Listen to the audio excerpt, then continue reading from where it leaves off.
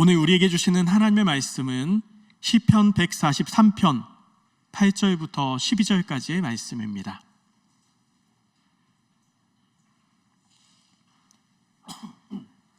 구약성경 906페이지 정도에 있는 시편 143편 8절부터 12절까지의 말씀,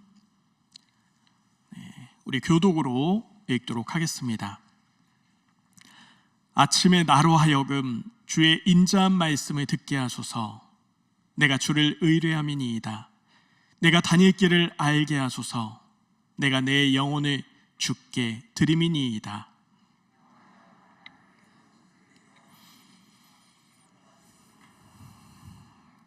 주는 나의 하나님이시니 나를 가르쳐 주의 뜻을 행하게 하소서. 주의 영은 선하시니 나를 공평한 땅에 인도하소서.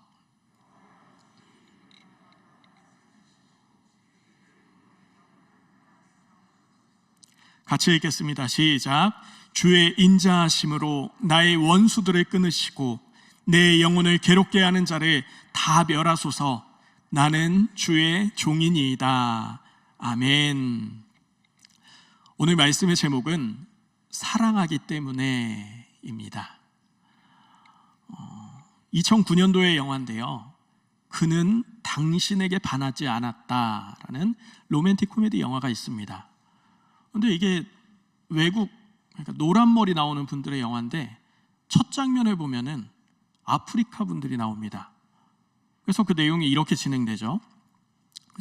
그 첫 장면에 아프리카 여인들이 나와서 대화를 하는 겁니다. 근데 그 한 여인이 이렇게 말합니다. 내가 만난 남자가 있는데 연락이 안 와. 그랬더니 그 옆에 있는 두 아프리카 여자들이 이렇게 대답을 합니다. 사자에게 잡아먹혔을 거야. 이해가 안 되시나요? 연락이 안 오는 이유가 사자에게 잡아먹혔을 거야 하며 위로를 했더니 이 여자가 뭐라고 했는지 아세요? 너희들은 최고의 친구야. 자신을 위로해 줬으니까 최고의 친구라고 하는 거겠죠. 그렇게 위로를 얻습니다. 그런데 이 남자는 왜 연락이 없을까요? 영화의 제목처럼 그 사람은 그 여인에게 반하지 않았던 겁니다. 사람의 행동이 그 마음을 말해주고 있다는 것이죠. 신앙생활을 오래 했지만 창조주 하나님의 위엄과 예수님의 그 사랑을 아직도 기억하지 못하고 아직 하나님께, 예수님께 반하지 않은 분들 계신가요? 우리의 행동이 예수를 얼마나 사랑하는지 말해주고 있습니다. 신앙생활 하는데 우리가 편안하고 즐겁기만 하신가요? 나에게 맞는 적당한 교회 봉사로 교제도 하고 또 자아 실현도 이루고 안락한 삶 속에 평안을 얻고 계신가요? 다달이 부어놓은 보험을 보면서 마음의 안심을 얻고 또 든든한 부모님과 남편과 자식, 아내를 보면서 행복하신가요? 아픔과 고통, 그런 괴로움이 우리의 삶에, 나의 삶에 전혀 없으신가요? 그렇다면 내가 정말 참 그리스도인인지 돌아봐야 합니다. 사랑은 아플 수밖에 없으니까요. 예수님도 아프셨습니다. 마음도 육신도 사랑하기 때문에. 아프지 않다는 것은 적당한 사랑을 하고 있는지도 모르겠습니다. 나에게 어떤 손해도 없다는 건 전부를 주고 있지 않다는 말이기도 하고요. 우리가 신앙인으로서 많이 착각하는 것, 성경을 오해하는 것이 있는데 그 가운데 하나가 예수 믿으면 행복해진다. 예수 믿으면 불안, 염려, 걱정, 근심 그런 거 다 없다. 그렇게 하는 것은, 그렇게 불안하고 걱정하는 것은 예수를 제대로 안 믿는 것이다. 믿음이 없는 자들이나 그런 것이다. 그러나 성경은, 그리고 예수님은 전혀 다른 이야기를 합니다. 마태복음 10장에 내가 세상에 화평을 주러 온 줄로 생각하지 말라. 화평이 아니요 검을 주러 왔노라. 또 자기 십자가를 지고 나를 따르지 않는 자도 내게 합당하지 아니하니라. 자기 목숨을 얻는 자는 잃을 것이요 나를 위하여 자기 목숨을 잃는 자는 얻으리라. 예수님께서 주신 것은 검이라고 했습니다. 십자가를 지고 따르는 것이라고 했습니다. 행복은커녕 목숨을 잃는 자가 되어야 한다 말씀합니다. 이 말씀에서 예수님께서 우리에게 원하시는 것은 단순한 행복한 감정이 아니라는 것을 우린 깨달아야 합니다. 하나님께서 우리에게 원하시는 것은 우리의 생명, 곧 우리의 전부입니다. 내 마음을 다하고 목숨을 다하고 뜻을 다하고 힘을 다하여 주 너의 하나님을 사랑하라. 예수를 믿는 것은 두려운 것입니다. 예전엔 목숨을 걸고 신앙생활을 했었다면 이제는 그것이 너무나 쉬운 세상이 되었습니다. 조선 후기에 남종과 여종을 차별하지 않는다는 이 복음은 노비에겐 새로운 세상이었고 그들이 꿈꾸던 세상이었죠. 그들은 기꺼이 순교했습니다. 그런데 이제는 인권이 발달하였고 신앙의 자유가 있습니다. 이제는 그런 것들, 차별이 없는 것, 자연스럽고 당연한 것이 되었습니다. 이해 관계 속에 교회를 다니다 보니까 쉽게 교회를 다니다가 안 다니다가 하고 이곳을 가고 이 교회 가고 저 교회 가고 교회를 다닌다는 것이, 예수를 믿는 것이 더 이상 부담스럽지 않게 되었습니다. 그것은 우리 안에 행함이 없어졌기 때문입니다. 신앙에 예수는 없기 때문입니다. 그가 어울리는 친구들을 보면 그 사람을 안다는 말이 있죠. 비슷한 사람들끼리 어울리고 친구가 되는 이유가 무엇일까요? 현대 심리학자 조던 패터슨은 사람들은 정직하고 바른 사람, 그 바른 사람을 곁에 두려고 하지 않는다고 합니다. 그 이유가 도덕적으로 뛰어난 사람, 자기 발전을 위해 노력하는 사람이 곁에 있으면 그 사람과 자신이 비교되기 때문에 스스로 괴로워진다는 겁니다. 그 사람 곁에서 그처럼 바르게 살아가는 게 어려워서 그냥 그 관계를 포기한다는 것이죠. 그 사람 옆에 있으면 내가 더럽다는 것이, 내가 게으르다는 것이 너무나 티가 나게 됩니다. 나랑 비슷한 게으른 사람, 나랑 비슷한 더러운 사람이 옆에 있어야 티가 안 나니까요. 그래서 거리를 둔다는 겁니다. 예수 믿지 않으려는 사람들의 내면에 예수 믿으면 거룩해져야 돼. 예수 믿으면 언제나 하나님을 의식하며 살아가야 돼. 그건 너무 피곤해. 그럴 바엔 그냥 편하게 살자. 근데 이젠 기독교인도 예수 곁에 가려고 하지 않지요. 믿지 않는 세상 사람들과 믿는 기독교인들의 그 구분이 안 되어서 비슷하게 살아갑니다. 기독교인이긴 하지만 예수는 너무 부담스럽습니다. 예수 믿고 천국은 가야지. 사는 날 동안의 평안도 누릴 거야. 그런데 십자가는 가까이 하지 말자. 그렇게 평안하게 행복하게 종교인이 되어야지. 그러나 분명한 것은 그곳엔 구원이 없습니다. 진짜 믿고 있는 것이 아니기 때문입니다.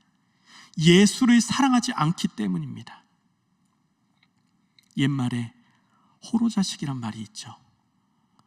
이 말의 뜻이 아버지가 없어 교육을 제대로 받지 못해 제멋대로 자란 사람을 낮잡아 부르는 말입니다.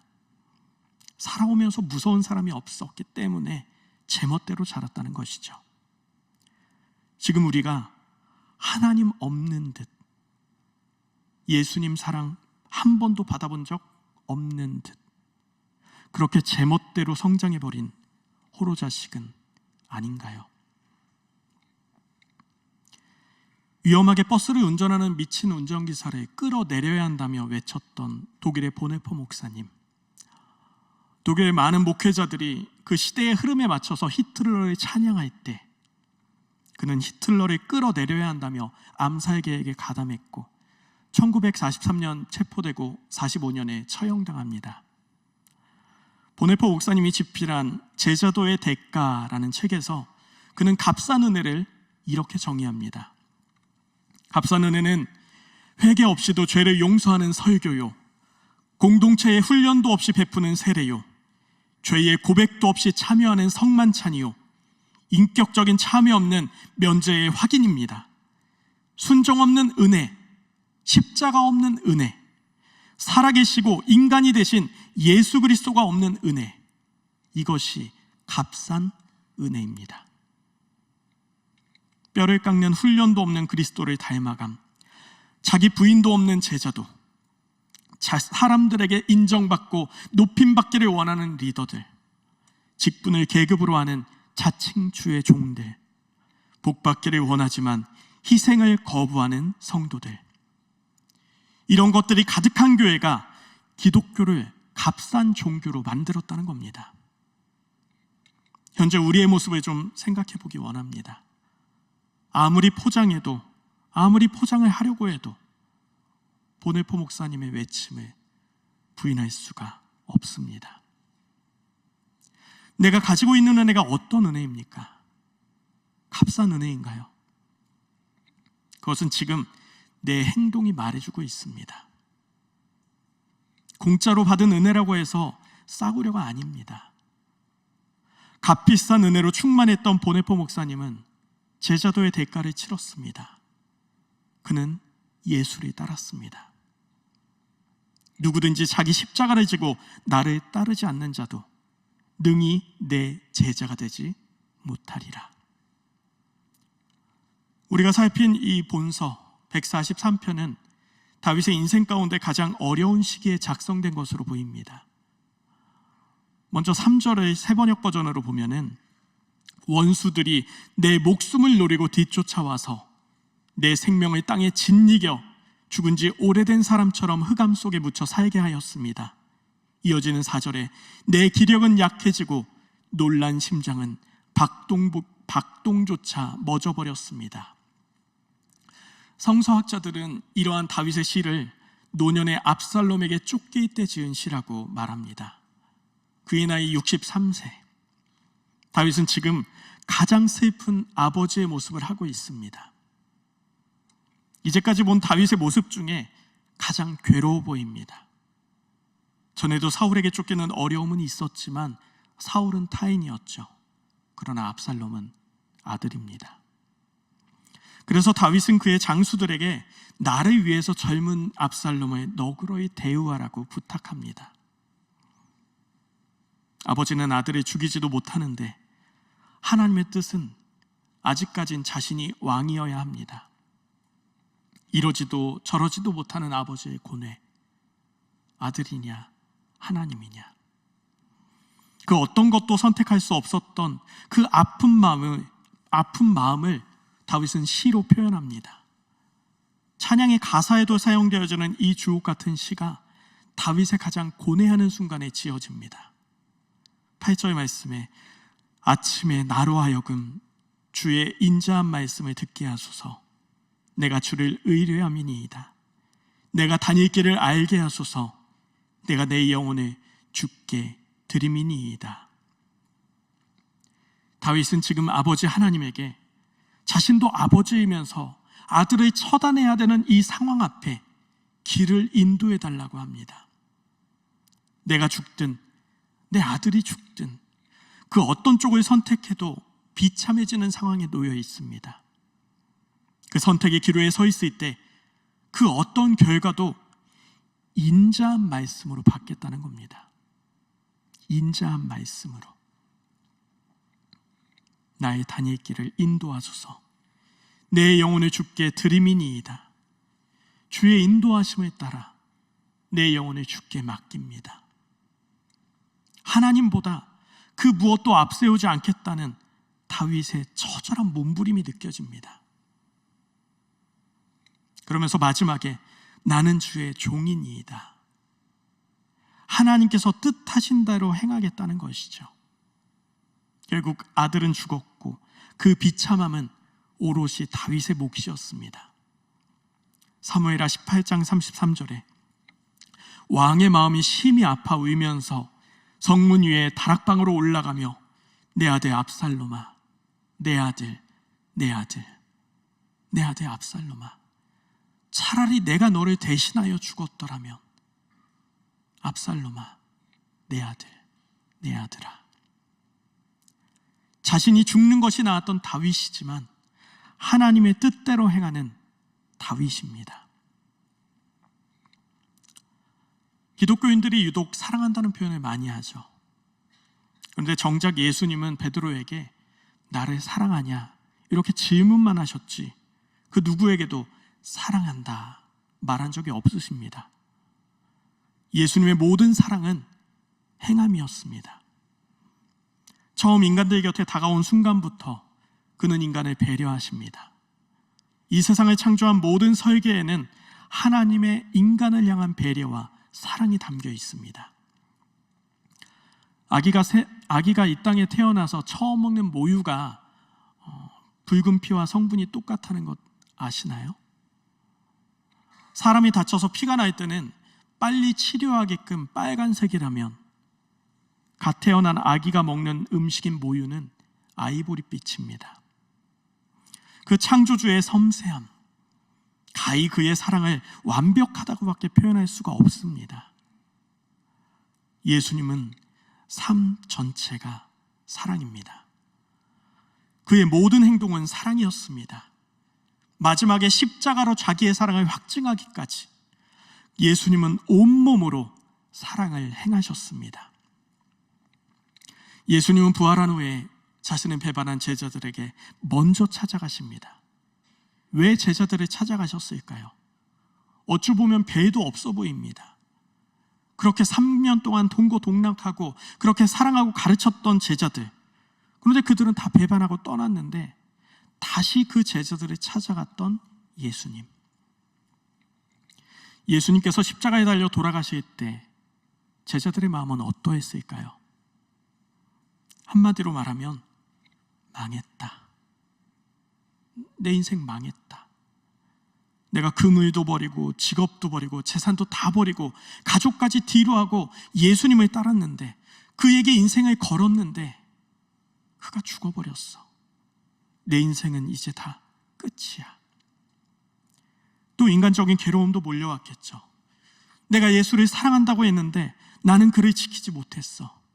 그가 보는 앞에서 그를 저주했고 그를 떠났고 그에게서 도망쳐버렸어. 난 정말 나쁜 놈이야. 그렇게 괴로워하고 있는 제자들을 찾아간 예수님. 그리고 첫 말씀은 이와 같습니다. 너희에게 평강이 있을지어다. 너희에게 평강이 있을지어다. 그리고 손에 못자국과 창자국을 보이시고 또다시 말씀하십니다. 너희에게 평강이 있을지어다. 예수님은 그 제자들의 연약한 마음을 알고 계셨던 겁니다. 제자들이 그 아픔을 위로하기 위해 예수님은 먼저 다시 찾아가신 겁니다. 그럴 수 있어. 너희도 무서웠지. 그런데 너희의 인생 끝난 게 아니야. 내가 부활한 것처럼 너희도 다시 부활할 거야. 모든 것이 끝났다는 제자들에게 이제부터 시작이라는 소망과 사랑을 주시기 위해 예수님은 먼저 찾아가십니다. 우리가 어떻게 예수님을 사랑하지 않을 수 있겠습니까? 그리스도인의 궁극적인 삶의 행함은 예수님인 것입니다. 야고보서 1장 25절에 이렇게 실천함으로써 그 사람은 하나님의 축복을 받을 것입니다. 우리의 복은 우리의 행함에 달려 있습니다. 야고보서 2장 22절에 내가 보거니와 믿음이 그의 행함과 함께 일하고 행함으로 믿음이 온전하게 되었느니라. 여기에 모인 우리 모두가 사랑하기 때문에 예수님을 따르는 행함의 믿음으로 온전하게 되시길 주님의 이름으로 축원드립니다. 이 시간 말씀을 기억하며 기도하겠습니다. 모든 행적이 사랑의 행함이었던 예수님을 기억합니다. 다윗이 주의 종입니다, 말씀대로 행하겠다는 다윗의 고백처럼 우리 삶에도 살아있는 믿음으로 살아가기 위해서 이 시간 주님의 이름 한번 부르고 통성으로 기도하겠습니다.